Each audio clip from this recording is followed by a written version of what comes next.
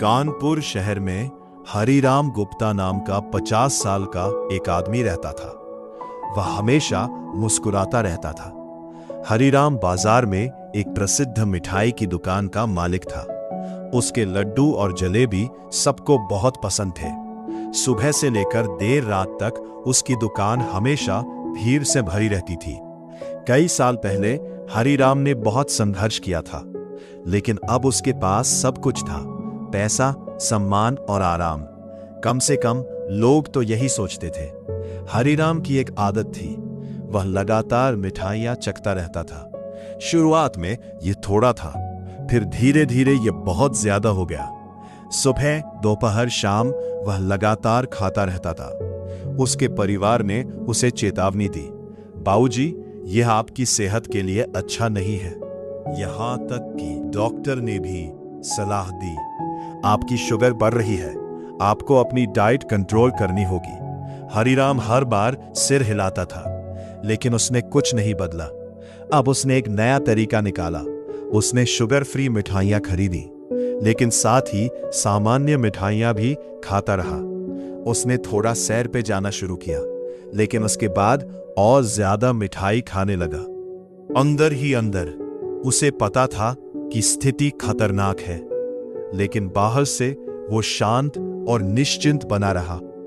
मैं ठीक हूं, मुझे इसकी आदत है, यही मेरी जिंदगी है। धीरे धीरे उसका शरीर भारी होता गया। वो ज्यादा थकने लगा। कुछ सीढ़ियां चढ़ना भी मुश्किल हो गया। फिर भी वो मुस्कुराता रहा और वही दिनचर्या जारी रखी। वो अपनी स्थिति में आराम महसूस करने लगा था। एक दोपहर दुकान पे हरिराम को अचानक चक्कर आने लगा। किसी के कुछ समझने से पहले ही वो गिर पड़ा। उसे अस्पताल ले जाया गया। डॉक्टर गंभीर चेहरे के साथ उसके पास खड़ा था। आपने हर चेतावनी को नजरअंदाज किया।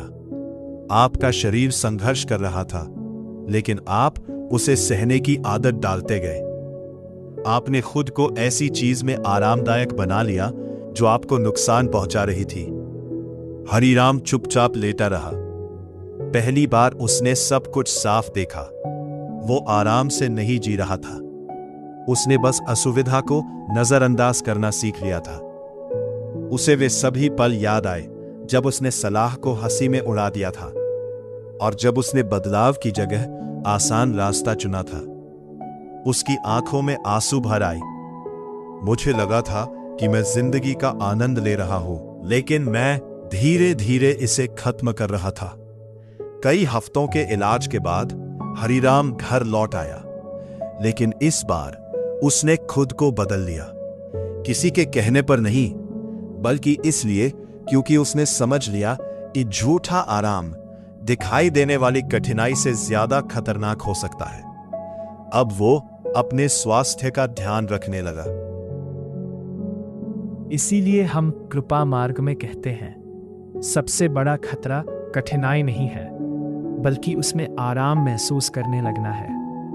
जब हम इस चीज के साथ समझौता कर लेते हैं जो हमें नुकसान पहुंचाती है, तो हम खुद को और गहरे दुख में फंसा लेते हैं। सच्ची समझ तब शुरू होती है जब हम दिखावा करना छोड़ देते हैं और सच्चाई का सामना करते हैं।